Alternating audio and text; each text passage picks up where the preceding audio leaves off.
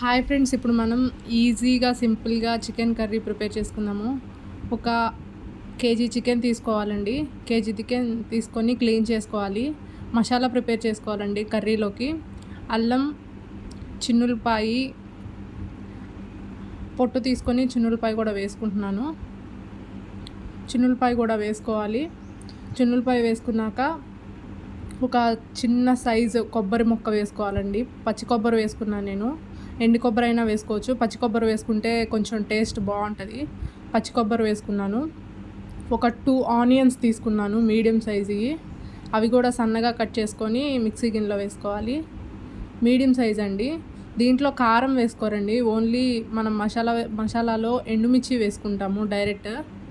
చాలా టేస్టీగా ఉంటుంది. ఒక్కసారి రెసిపీ చాలా టేస్టీగా ఉంటుంది, ట్రై చేయండి. ధనియాలు వేసుకున్నాను ఒక 3 స్పూన్స్ అలా. ఒక ఎండుమిర్చి ఒక 15 వేసుకున్నానండి. ఇక ఇదే కారము. అట్లా మసాలా పట్టుకోవాలి. చికెన్ కూడా క్లీన్ చేసుకొని పక్కన పెట్టుకున్నాను. ఒక ప్యాన్ పెట్టుకొని దాంట్లో ఆయిల్ వేసుకోవాలి. నాన్ వెజ్ కదా, కొంచెం ఆయిల్ ఎక్కువే పడుతుందండి. ఆయిల్ బాగా హీట్ అయ్యాక మనం ఇందాక క్లీన్ చేసుకున్న చికెన్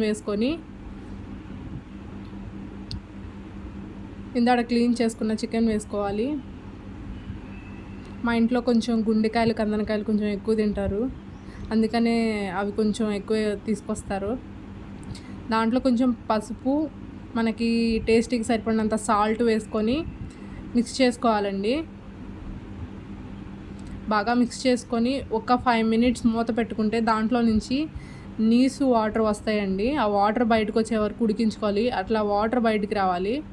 అలా వాటర్ వచ్చాక మనం ఇందాక ప్రిపేర్ చేసుకున్న మసాలా వేసుకొని మిక్స్ చేసుకోవాలి. బాగా మిక్స్ చేసుకోవాలండి. మసాలా వేసుకొని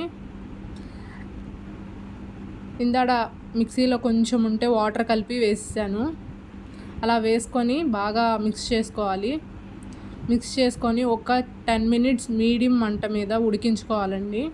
10 మినిట్స్ తర్వాత అట్లా వాటర్ అంతా ఇంకా బయటకు వస్తుంది. ఆ వాటర్ మొత్తం డ్రై అయిపోయేలాగా ఉడికించుకోవాలండి. ఆయిల్ పైకి రావాలి. ఒక 4 పచ్చిమిర్చి వేసాను. కారం వేసుకున్నాము, పచ్చిమిర్చి వేసుకున్నాము, సరిపోతుందండి. ఇంకా అంత స్పైసీగా ఉండదు, అలా అని చెప్పి చప్పగా కూడా ఉండదు, నార్మల్గా ఉంటుంది. కర్రీ చాలా టేస్టీగా ఉంటుందండి. రెసిపీ ట్రై ఎవరన్నా కొత్తగా చూసేవాళ్ళు ఉంటే రెసిపీ ట్రై చేయండి. అట్లా మూత తీసుకొని కలుపుకుంటూ ఉండాలి, లేకపోతే అడుగంటేస్తుందండి.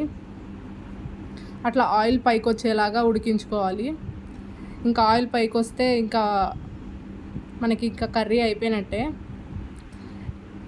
అట్లా ఆయిల్ పైకి వచ్చాక ఒక చిన్న బుడ్డ గ్లాస్ వాటర్ పోసుకొని మిక్స్ చేసుకొని ఒక 5 మినిట్స్ అలా మూత పెట్టుకొని మగ్గించుకోవాలండి.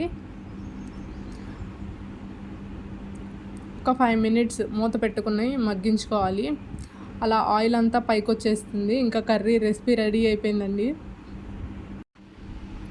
అలా ఆయిల్ అంతా పైకి వచ్చేసింది కదా, ఇంకా అయిపోయిందండి. ఒక 5 మినిట్స్ తర్వాత అంతా డ్రై అయిపోయింది. ఇంకా వాటర్ మొత్తం అయిపోయింది, ఆయిల్ పైకి వచ్చేసింది.